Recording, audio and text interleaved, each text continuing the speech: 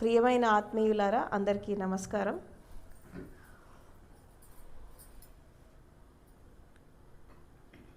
నా పుట్టినరోజు వేడుకల్లో పాల్గొన్న ప్రతి ఒక్కరికి, మీ అందరికీ నా కృతజ్ఞతలు. Thank you so much for your love, compassion and kind heart. And ప్రతిసారి ఇది మనము సెలబ్రేట్ చేసుకుంటున్నాము. పోయినసారి మనము 21కి సెలబ్రేట్ చేశాము, ఈసారి 18కి చేశాము. ఒక మనిషి భూమి మీద జన్మించాక ప్రతి స్థితిలో జీవితాన్ని అర్థం చేసుకుంటూ ముందుకెళ్తూ అనేక రకాల ఒడిదుడుకులను ఎదుర్కొంటూ ఏదో ఒకటి జీవితంలో సాధించాలి అనేటటువంటి సంకల్ప బలంతో ముందుకెళ్తూ ఉంటారు. అండ్ అదేవిధంగా నా లైఫ్లో కూడా అదే జరిగింది. అంటే నాకు 13 ఇయర్స్ ఏజ్లో ఉన్నప్పుడు మా నాన్న చనిపోయారు. నాకు అప్పుడు 13 సంవత్సరాలు. అప్పుడు ఏమీ తెలియని ఏజ్ అది. అసలు జన్మ అంటే తెలీదు, మరణం అంటే తెలీదు, మనిషి ఉన్నాడో పోయినాడో తెలీదు, అసలు ఏమీ తెలియనటువంటి ఒక కన్ఫ్యూజ్డ్ స్టేట్. ఏం తెలియదు అసలు ఆ ఏజ్లో. మా ఫాదరు నా చేతుల మీదుగా పోయారు. ఆయన క్యాన్సర్తో వెళ్ళిపోయారు. సో అట్లా వెళ్ళిపోతున్న క్రమంలో ఆయన డెత్ బెడ్ మీద ఉన్నప్పుడు నేను ఆయన దగ్గరే ఉన్నాను. అయితే ఆ ప్రాణం పోయేటప్పుడు ఆ స్థితి అనేది ఎలా ఉంటుంది, ఎంత సంఘర్షణ ఉంటుంది, ఎంత స్ట్రగుల్ ఉంటుంది, ఇదంతా కూడా నేను చాలా కీన్గా అబ్జర్వ్ చేశాను. అంటే జీవించినంతకాలము నేను శరీరము, నేను మనసు, నేను ఇంద్రియాలు, నేను ప్రాణము అనుకొని జీవించేటటువంటి ప్రతి ఒక్క జీవి యొక్క మరణం అనేది స్ట్రగుల్తోనే ఉంటుంది. ఎందుకు ఆ స్ట్రగుల్ ఉంటుంది అంటే, ఇప్పుడు శరీరం నాది అనుకున్నంత కాలం అది నువ్వే అయిపోతావు. మనసు నాది అనుకున్నంత కాలం అది నువ్వే అయిపోతావు. హృదయం నాది, ఇంద్రియాలు నాది, ప్రపంచం నాది, బంధాలు నాది, కుటుంబం నాది అంటే అది నువ్వే అయిపోతావు. ఎప్పుడైతే ఇది నాది, అది నాది అనుకుంటూ ఎప్పుడైతే మనం వెళ్ళిపోతామో అది మనమే అయిపోయాం. అంటే ఈ ఏకకణ జీవి నుంచి మానవ జన్మ వరకు ప్రతి జీవి యొక్క యాత్ర అనేది ఇలాగే కొనసాగింది. సో అట్లా ఎప్పుడైతే ఈ శరీరాన్ని ప్రాణం వదిలేసి వెళ్ళేటటువంటి స్థితిలో శరీరానికి, ప్రాణానికి, మనసుకి మధ్యలో సంఘర్షణ జరుగుతుంది. ఏంటా సంఘర్షణ అంటే, మనసు శరీరాన్ని వదిలిపెట్టి పోవడానికి ఇష్టపడదు. ఎందుకంటే మనసుకి శరీరం మీద వ్యామోహం ఉంది. ప్రాణం కూడా పోవడానికి ఇష్టపడదు.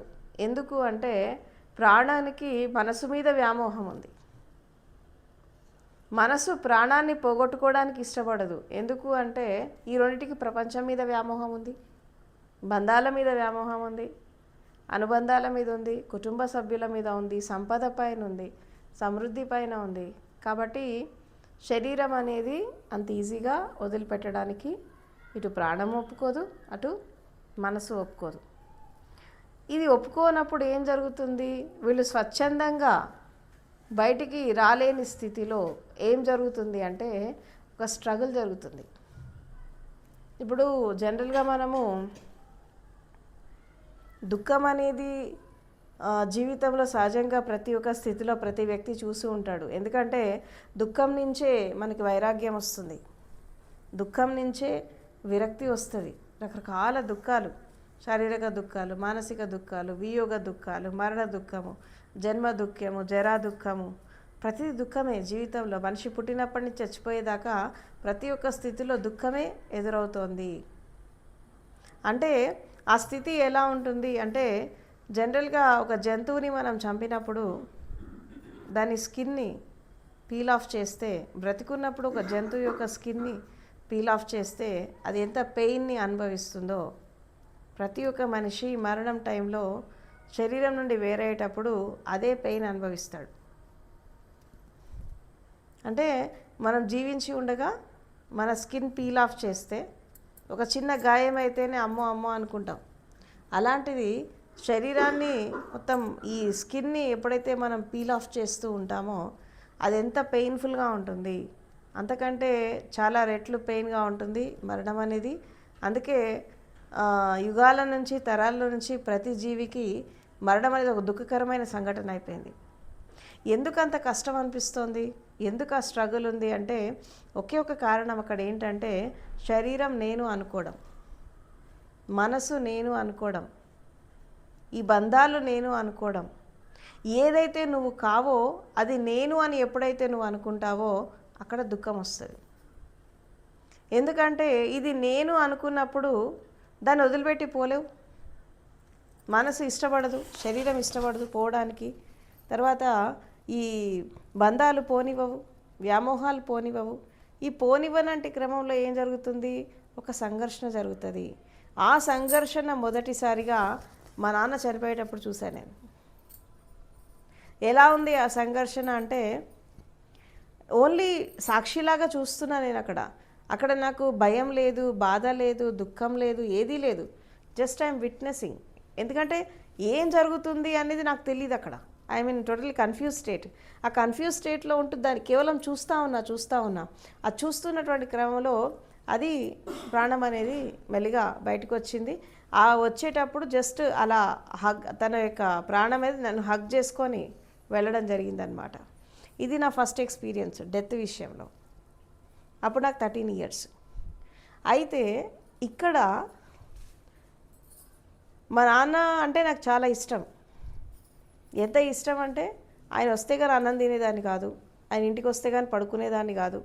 నాకు 13 years వచ్చేంత వరకు కూడా మా నాన్నతో బాగా అటాచ్మెంట్ నాకు చిన్నప్పటి నుంచి. ఎందుకంటే మా ఇంట్లో నేను చిన్నదాన్ని, అందులో ఆడపిల్లని. మా పెద్ద సిస్టర్ ఒక ఆవిడ చనిపోయాక దాదాపు ఒక 10 yearsకో 15 yearsకో నేను పుట్టానట. మళ్ళీ తనే పుట్టింది అని చెప్పి చాలా గారవంగా పెంచారు నన్ను మా ఇంట్లో చిన్నప్పటి నుంచి కూడా. సో ఆ బాండేజ్ అనేది నాకు మా ఫాదర్కి చాలా ఉంది. సో అట్లా ఆయన చనిపోతున్న క్రమంలో నాకు అక్కడ దుఃఖం లేదు, కోపం ఉంది. ఎందుకంటే వదిలేసిపోయినాడు, ఇంత ప్రేమించినా వదిలేసిపోయాడు అని కోపం. నాకు ఏడుపు రాలా.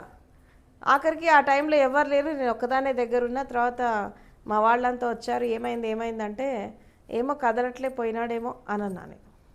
ఎక్కడ పోయాడో కూడా తెలీదు, పోయినాడేమో కదలట్లేదని అన్నాను. ఇంకా అప్పుడు అందరూ ఏడవడం మొదలుపెట్టారు. నాకు దుఃఖం రావట్లేదు.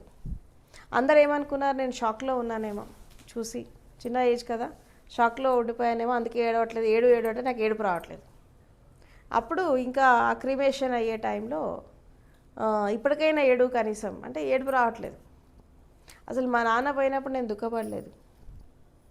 నాకు అర్థమైపోయింది ఏంటి అంటే, ఓహో ఈ శరీరం అనేది వదిలిపెట్టి పోయేటప్పుడు శరీరంలో ఉండేది ఏదో ఒక శాశ్వతమైన తత్వం అనేది ఉంది. ఎందుకు అంటే ఒకవేళ శరీరము అదే అయితే, శరీరము ఆయన ఒకటే అయితే శరీరం వచ్చి నన్ను హగ్ చేసుకోవాలి కదా. బయటికి వచ్చాక ఎందుకు నాకు ఆ ఫీల్ వచ్చింది, ఆ ప్రాణం వచ్చి నన్ను ఎందుకు హగ్ చేసుకుంది అంటే ఇన్నాళ్ళు శరీరంలో ఉండి నన్ను ప్రేమించింది శరీరం కాదు, ఈ ప్రాణం నన్ను ప్రేమించిందని అనిపించింది అక్కడ ఫస్ట్ ఎక్స్పీరియన్స్. అది ఆ శక్తి నన్ను ప్రేమించింది కానీ ఈ శరీరం కాదు అని ఫస్ట్ గ్లిమ్స్ అనేది నాకు అక్కడ వచ్చింది. ఇంకా దాని తర్వాత ఇలా కంటిన్యూ అవుతుంది లైఫ్ అనేది. కంటిన్యూ అవుతున్నప్పుడు ఇంకా నేను వెతకడం మొదలుపెట్టాను. ఏం వెతుకులాట అంటే, అరే ఇంత ప్రేమించిన మా నాన్న వెళ్ళిపోయాడు, చాలామంది దాని తర్వాత ఎంతోమంది చనిపోయారు.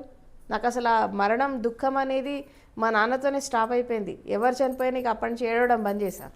ఎందుకంటే నాకు ఒక ఎక్స్పీరియన్స్ వచ్చేసింది. అంటే ఇది పోయేదేదో పోతోంది, అది ప్రాణమా ఆత్మనా ఇంకోట శక్తి అవన్నీ మనకు తెలియదు అప్పుడు. కానీ శరీరం అయితే శాశ్వతం కాదు, అసలు ఇది కాదు. మనం బ్రతికున్నప్పుడు మన శరీరం అనుకుంటున్నాం కానీ మనం అది కాదు అనేది ఎక్కడో ఒక చోట ఒక మూల చిన్న అండర్స్టాండింగ్ అనేది నాకు వచ్చింది ఆ టైంలో. అది రాగానే అప్పటి నుంచి ఏడవడం బంద్ చేశాను ఎవరు చచ్చిపోయినా. మళ్ళీ చూడడం ఏం జరుగుతుందో చూడడం. అందుకే మా వార్డులో ఎవరు చచ్చిపోయినా నేను ఫస్ట్ వెళ్ళిపోయేదాన్ని. మా నాన్న డెత్ చూసాక క్యూరియాసిటీ పెరిగింది, డెత్ అంటే ఏంటో తెలుసుకోవాలని చెప్పి. ఎవరు చచ్చిపోయినా వెళ్ళిపోవడం స్టార్ట్ చేశాను ఆ చిన్న ఏజ్లో. అట్లా నాకు 15 ఇయర్స్ అంటే ఈ డెత్ మీద ఒక రీసెర్చ్ చేయాలి, ఏంటిది డెత్ అంటే. మరి చచ్చిపోయిన వాళ్ళని పక్కన పెట్టుకొని మనం ఎట్లా చచ్చిపోతామని ఆలోచించేదాన్ని నేను. అరే వాళ్ళు చచ్చిపోయేంత ప్రశాంతంగా ఉన్నారు కదా, మనం ఎప్పుడు ఆ ప్రశాంతకర స్థితిలోకి వెళ్తాము. మా నాన్న బ్రతికున్నప్పుడు ప్రశాంతంగా లేడు, చచ్చిపోయాక ప్రశాంతంగా ఆ శరీరం చూస్తే నిద్రపోయినట్టే ఉంది. ఈయన నిద్రపోయినప్పుడు ఇంత ప్రశాంతంగా లేడు కదా, మరి మనం ఎప్పుడు ఆ స్టేట్కి వెళ్తాము అని ఒక డెత్ మీద ఒక క్యూరియాసిటీ అనేది స్టార్ట్ అయింది నాకు అక్కడ. అలా స్టార్ట్ అయిపోయి లైఫ్ సెర్చ్, ఇన్నర్ సెర్చ్ అనేది ఒకటి స్టార్ట్ అయింది. లైఫ్ ఏంటి, డెత్ ఏంటి, ఇక అన్నీ ఇంకా ఒక్కొక్క క్వశ్చన్స్ లోపల ఎరేజ్గా అంతర్మదనం అనేది స్టార్ట్ అయిపోయింది. అట్లా నాకు 18 ఏళ్ళు వచ్చినప్పుడు నాకు గురువు దొరకడం జరిగింది. నా ఫస్ట్ గురువు సద్గురు ఓషో. సో ఇట్లా ఒక అన్వేషణ స్టార్ట్ అవుతూ 30 సంవత్సరాల నా సాధన జీవితంలో నేను ఫస్ట్ అనుభవించింది డెత్ ఎక్స్పీరియన్స్. ఏది మా నాన్న పోయినప్పుడు నా కళ్ళతో డెత్ ఎక్స్పీరియన్స్ని చూశాను. అంటే నా ఎక్స్పీరియన్స్ కాదు అది, but anyway I have felt some feel అయితే వచ్చింది నాకు. అంటే మనం అంటే శరీరం కాదు, ఏదో ఒక ఉంటుంది లోపల, అదే మన స్వరూపం ఏమో అనేది ఒక డౌట్ఫుల్గా ఒక క్లారిటీగా అయితే ఒకటి అర్థమైంది.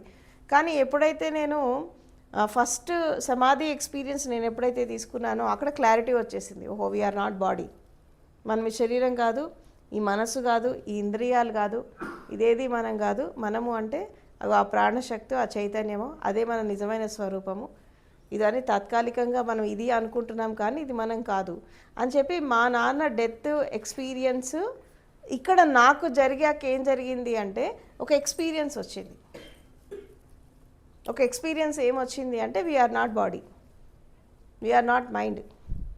మనం శరీరంలో ఉంటూ మనం శరీరం, మన మనసు, మనం ఇంద్రియాలు అనుకుంటా పోతున్నాం కానీ మనము ఇది కాదు అన్న విషయం అక్కడ ఒక క్లారిటీ వచ్చింది. అంటే యాక్చువల్గా నేను ఆధ్యాత్మిక మార్గంలో రావడానికి కారణం ఏంటి అంటే మా నాన్న మరణం.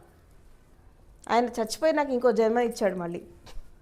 అంటే సాంసారిక జన్మనివ్వడమే కాకుండా జ్ఞానపరంగా నేను మళ్ళీ గురువు దగ్గరికి వెళ్ళి ఇంకో జన్మ తీసుకోవడానికి కారణం కూడా మా నాన్ననే. ఈ విధంగా ఐఎమ్ బ్లెస్డ్. ఎందుకు అంటే జీవితం అనేది మనిషిని పడుకోబెడుతుంది.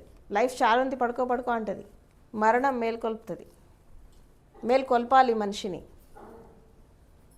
ఎందుకు మేల్కొల్పాలంటే ఎవరైనా మీరు గమనించండి, ఎవరికైనా హెల్త్ బాగాలేదు, సీరియస్గా ఉంది, లేదా ఎవరైనా చనిపోయారని తెలిసినట్టే ఒక జర్క్ వచ్చేస్తుంది లోపల నుంచి, మనకేదో అయిపోయిందేమోనని చెప్పి.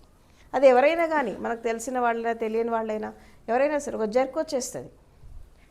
ఎందుకు వస్తుంది ఆ జర్క్ అంటే మనమే చచ్చిపోయామా అనే ఫీలింగ్ వస్తుంది. ఆ ఫ్రాక్షన్ ఆఫ్ సెకండ్స్, కొన్ని సెకండ్స్ మన మైండ్ స్టాప్ అయిపోతుంది. మీరు ఇది గమనించండి. ఎప్పుడైనా ఏదైనా షాకింగ్ ఇన్సిడెంట్స్ జరిగినప్పుడు, ఇలా కొన్ని వార్తలు విన్నప్పుడు మనమే చచ్చిపోయామా అని చెప్పి ఒక ఫ్రాక్షన్ ఆఫ్ సెకండ్స్ మన మైండ్ ఆగిపోతుంది. ఇది మీరు గమనించండి. మనకి ఏం చేయాలో తోచదు. ఎవరికైనా సీరియస్గా ఉందంటే మనం ఏం చేయాలో తోచదు. అంటే ఇది ఎందుకు ఇలా జరుగుతుంది? వాళ్ళు ఎవరికో ఏదో జరిగితే మనకెందుకు ఫీల్ వస్తుంది?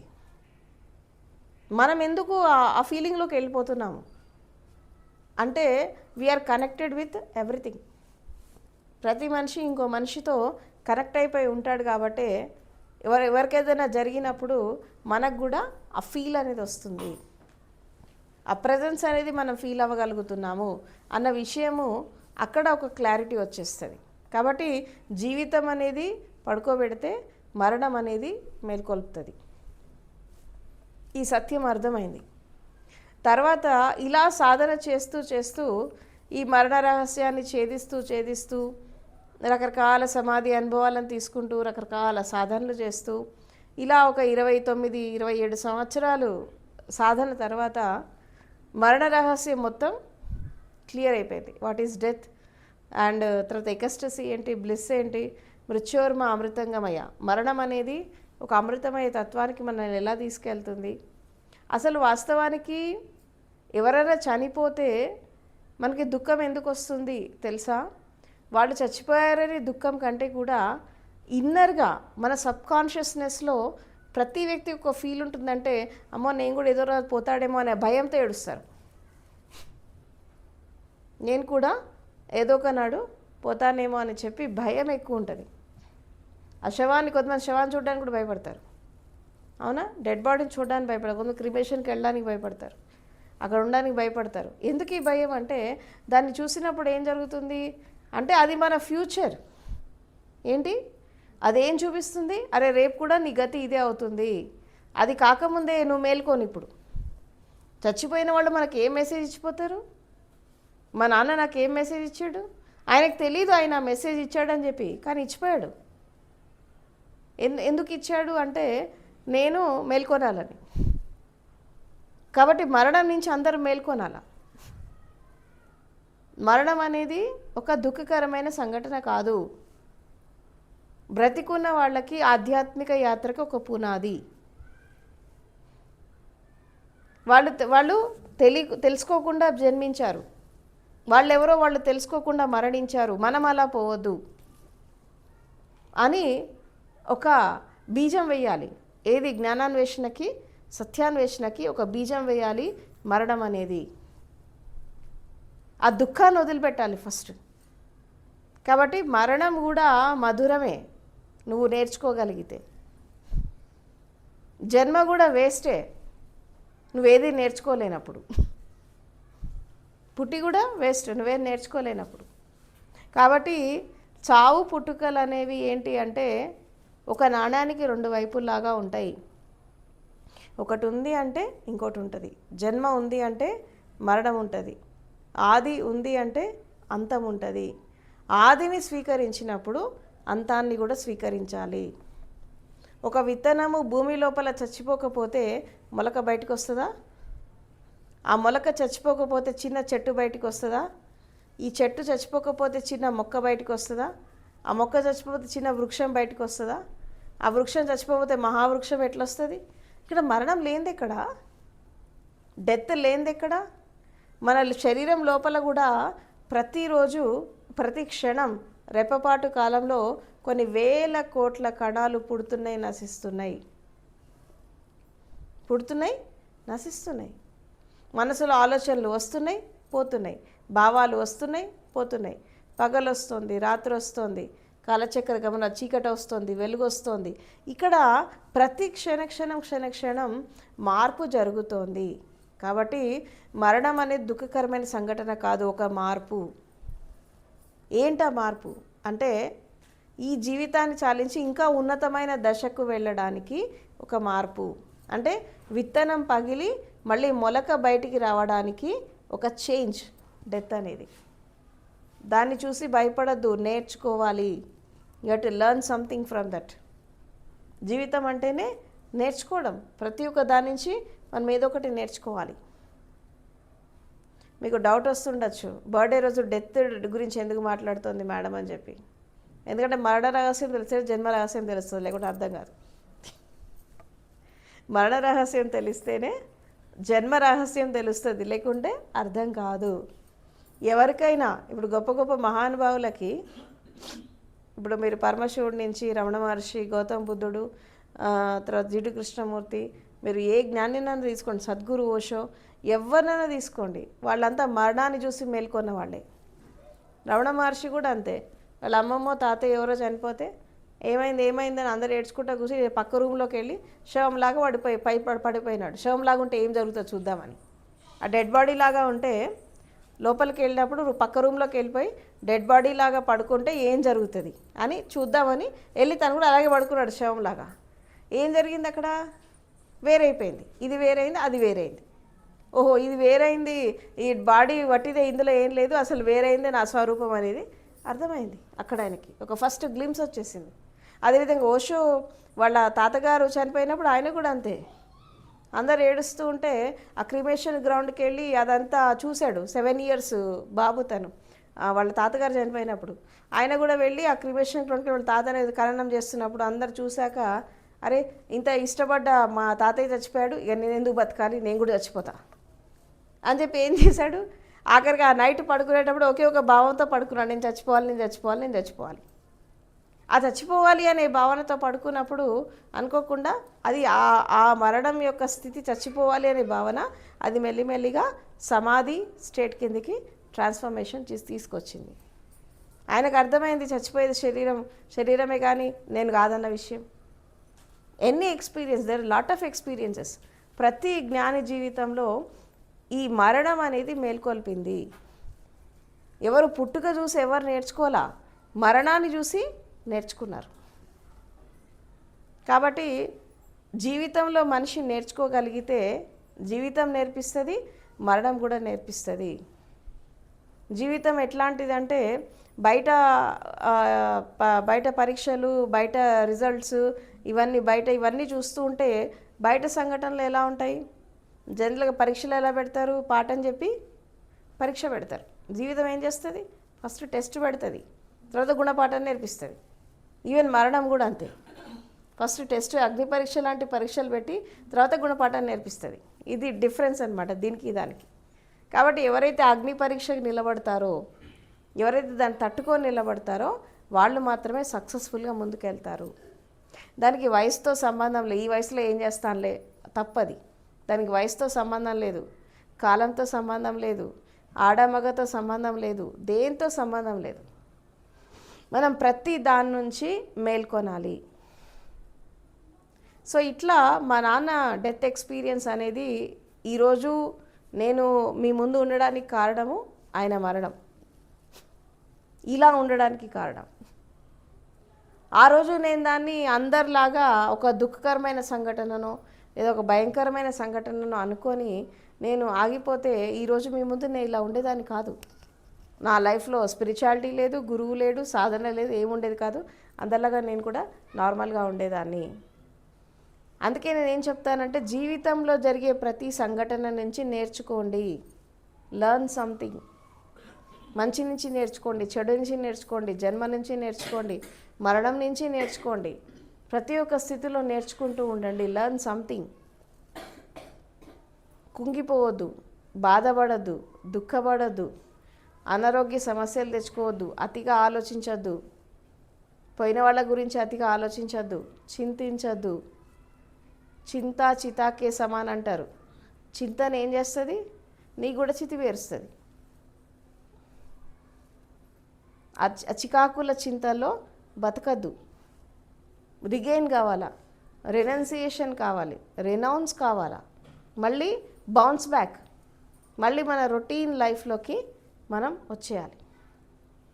కాబట్టి జీవితంలో ప్రతి ఒక్క క్షణం మనం ఆస్వాదిస్తూ జీవించాలంటే గతంలో కాకుండా, భవిష్యత్తులో కాకుండా వర్తమానంలో జీవించడం నేర్చుకోవాలి. గతం ఎంత దుఃఖకరమైనా ఆ సంఘటన అక్కడ జరిగిపోయింది. గతం అంటే 10 సంవత్సరాల క్రితం జరిగింది, 10 రోజుల క్రితం జరిగింది కూడా గతమే, 10 గంటల క్రితం జరిగింది కూడా గతమే, 10 సెకండ్ల ముందు జరిగింది కూడా గతమే. దాన్ని ఎక్కడొక్కడ వదిలేసి మనం వర్తమానంలో జీవించడం అనేది మనం మొదలు పెట్టాలి. పోయిన వాళ్ళని పోనీయండి లైఫ్లో. ఒక మనిషి, మా నాన్న చనిపోయాక నాకు వచ్చిన అండర్స్టాండింగ్ ఏంటి తెలుసా మీకు? ఒక మనిషి బ్రతికుండి దూరమైనా, చచ్చిపోయి దూరం అవుతారు. ఎందుకంటే ఈ బంధాలు అశాశ్వతం. అవునా? ఇప్పుడు ఇద్దరు మనుషులు గొడవ బతుకున్నప్పుడు కూడా దూరం అవుతారు కదా, చచ్చిపోయిన దూరం అవుతారు. ఎందుకంటే బంధాలు అశాశ్వతం కదా. ఇక్కడ ఏది శాశ్వతం ఉంది? మనమే శాశ్వతం కాదు. ఈ బంధాలు ఎట్లా శాశ్వతం అవుతాయి? మనమే ఎప్పుడు ఉంటామో ఎప్పుడు పోతామో తెలియదు మనకి. కాబట్టి తాత్కాలికంగా వచ్చేటటువంటి ఆనందాలకి పొంగిపోవద్దు. అవునా? అదేవిధంగా తాత్కాలికంగా వచ్చే దుఃఖానికి కుంగిపోవద్దు. రెండిటిని సమానంగా చూడడం నేర్చుకోండి. ఫస్ట్ ప్రతి ఒక్క సంఘటన నుంచి నేర్చుకోండి, మేల్కోనండి, జాగృతిలో రండి, అవేర్నెస్లో రండి. వాళ్ళు పోయినట్టు మీరు పోవద్దు. వాళ్ళు తెలుసుకోకుండా పోయినారు, అజ్ఞానంలో పోయినారు, అంధకారంలో పోయినారు, మూర్ఛలోకి వెళ్ళారు, మీరు అట్లా పోవద్దు అని సంకల్పం తీసుకోండి. పుట్టినప్పుడు ఎలా పుట్టామో తెలీదు, రేపు పోయేటప్పుడు ఎట్లా పోవాలో తెలుసుకొని పోవాలా ప్రతి ఒక్క వ్యక్తి. ఆ మరణ రహస్యం తెలుసుకొని వెళ్ళాలి. దాని కొరకే ఆధ్యాత్మికత, దాని కొరకే సాధన. గతం గురించి చింతించుకుంటూ కూర్చుంటే ఏమీ రాదు, టైం వేస్ట్, దానివల్ల ఏం సాధించరు. కాబట్టి దూరం అయ్యే బంధాలు దూరం అయిపోతాయి, దగ్గర వచ్చేవి దగ్గరకు వస్తాయి. దగ్గర వచ్చే వాటిని ఆహ్వానించండి, దూరమైన వాటిని కూడా చాలా హ్యాపీగా సెండ్ ఆఫ్ ఇవ్వండి. ఒక మనిషి చచ్చిపోయినా హ్యాపీగా సెండ్ ఆఫ్ ఇవ్వండి, బ్రతికుంటి దూరమైనా హ్యాపీగా సెండ్ ఆఫ్ ఇవ్వండి. కానీ ఏడుస్తూ మొత్తుకుంటూ ద్వేషంతో కోపంతో సెండ్ ఆఫ్ అనేది ఇవ్వద్దు. పోనీ ఎవరి లైఫ్ వాళ్ళు లీడ్ చేస్తారు, పోనీ నో ప్రాబ్లం. ఇంతవరకు మీతో కలిసినందుకు థ్యాంక్ యూ చెప్పండి, పంపించండి, కథం. That's all. Very simple life అనేది. లైఫ్ని మీరు ఎంత సింపుల్గా చూస్తారో అంత హ్యాపీగా లైఫ్ లీడ్ చేస్తారు. దాన్ని క్రిటికల్ చేసుకోవద్దు, దాన్ని క్రిటికల్ చేసుకోవద్దు. క్రిటికల్ చేసుకుంటే మొత్తం దుఃఖమే, చచ్చేదాకా దుఃఖమే. కాబట్టి జీవితాన్ని ఆస్వాదిస్తూ జీవించడం అంటే రెండే రెండు. ఆ రోజు కూడా చెప్పాను, మళ్ళీ చెప్తున్నాను, ఏంటంటే వదిలేయడం నేర్చుకోండి. ఏం చేయాలా? వదిలేయడం నేర్చుకోవాలా. చూసి వదిలేయాలి, పట్టుకొని వదిలేయాలా? అవునా? చూసి వదిలేయాలి, పట్టుకొని వదిలేయాలి, అనుభవించి వదిలేయాలి, తర్వాత గుణపాఠం నేర్చుకొని వదిలేయాలి. మొత్తానికి వదిలేయాలి. ఆఖరికి మన శరీరాన్ని కూడా వదిలేయాలి, అది కూడా బ్రతికున్నప్పుడు వదిలేయాలి. శరీరాన్ని చూస్తున్నామా? వదిలేయాలి. పట్టుకున్నామా? వదిలేయాలి. అవునా? అనుభవిస్తున్నామా శరీరంతో?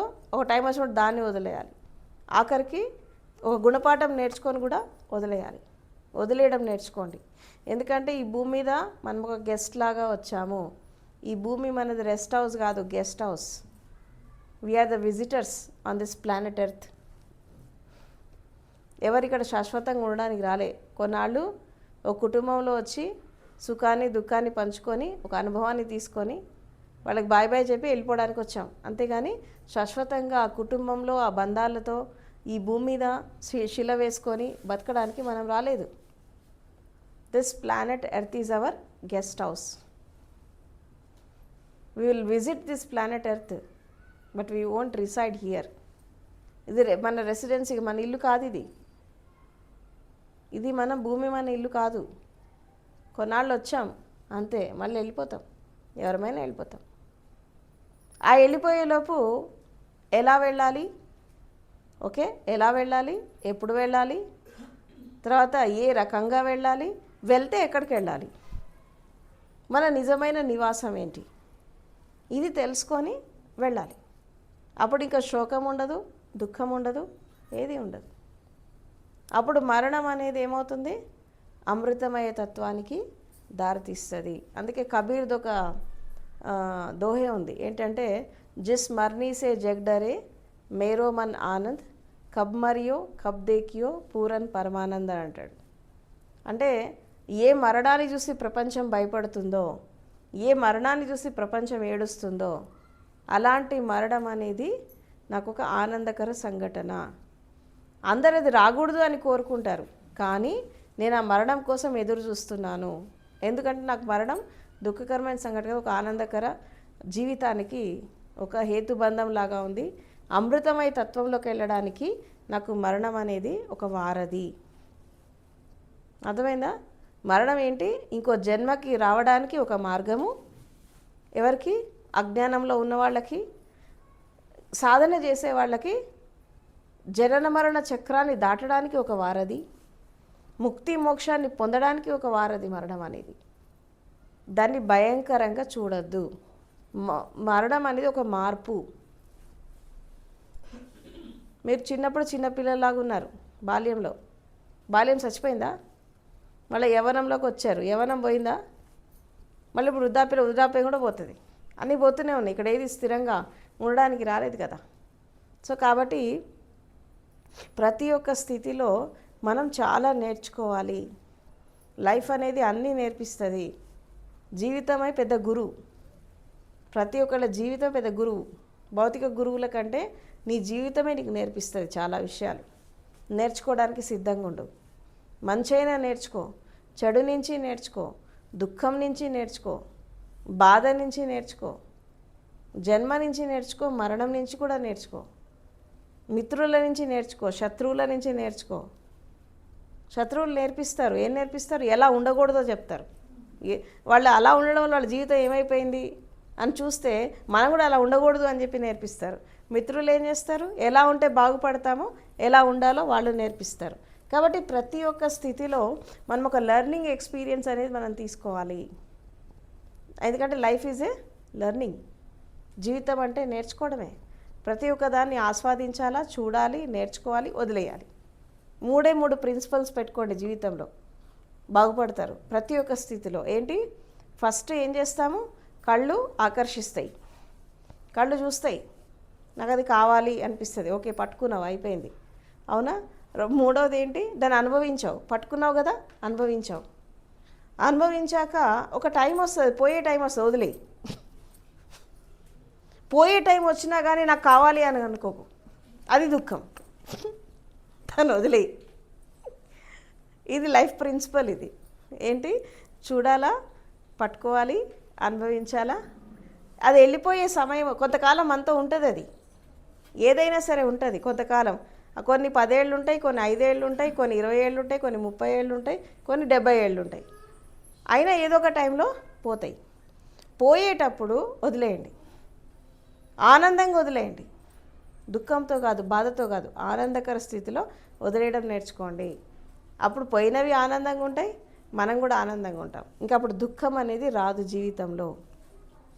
ఇది నా జీవితం నాకు నేర్పించింది.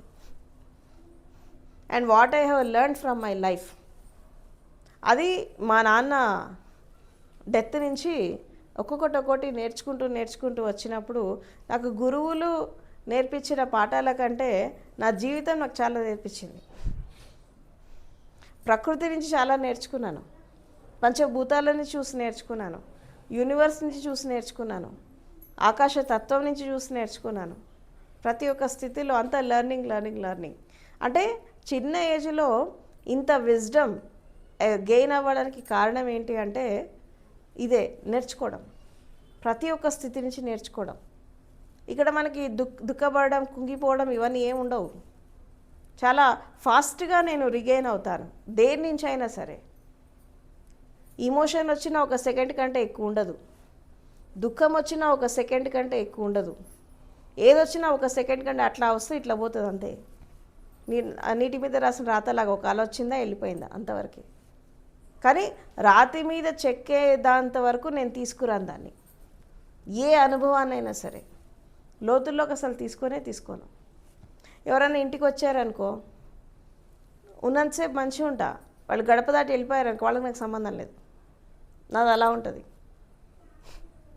మళ్ళీ వాళ్ళ జ్ఞాపకాలు కానీ వాళ్ళ మెమొరీస్ కానీ నా లోపల ఏది ఉండదు. మళ్ళీ ఉన్నప్పుడు చూస్తే అబ్బాయి ఎంత క్లోజ్ అనుకుంటారు అందరూ, కానీ వెళ్ళిపోయాక నా లోపల ఏముండదు, మళ్ళీ ఎంప్టీ అయిపోతాను నేను. అది నేర్చుకోండి మీరు కూడా.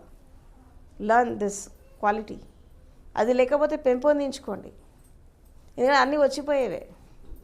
ఈ ప్రపంచంలో ఉన్న సంపద, బంధాలు, బాంధవ్యాలు, సమృద్ధి అన్నీ కూడా ఇక్కడవే ప్రపంచానివే. మనమే వచ్చిపోతాం, గుర్తుపెట్టుకోండి. ఇక్కడ మనుషులు కానీ, బంధాలు కానీ, కుటుంబం కానీ, సంబంధాలు కానీ అన్నీ కూడా ఇక్కడవే, ప్రపంచానివే, నీవి కాదు ఇవి. నువ్వు వచ్చిపోతావు అంతే. ఒక కుటుంబంలో వచ్చావు, కొన్నాళ్ళు ఉన్నావు, పెరిగావు, అన్నీ చేసావు, వెళ్ళిపోయినావు, కథం. సో ఇట్లా లైఫ్ అనేది ఒక ట్రాన్స్ఫర్మేషన్ అనేది జరుగుతున్నప్పుడు దాన్ని మీరు ఏం చేయాలా? దాన్ని మీరు వ్యతిరేకించకండి, ఆహ్వానించండి.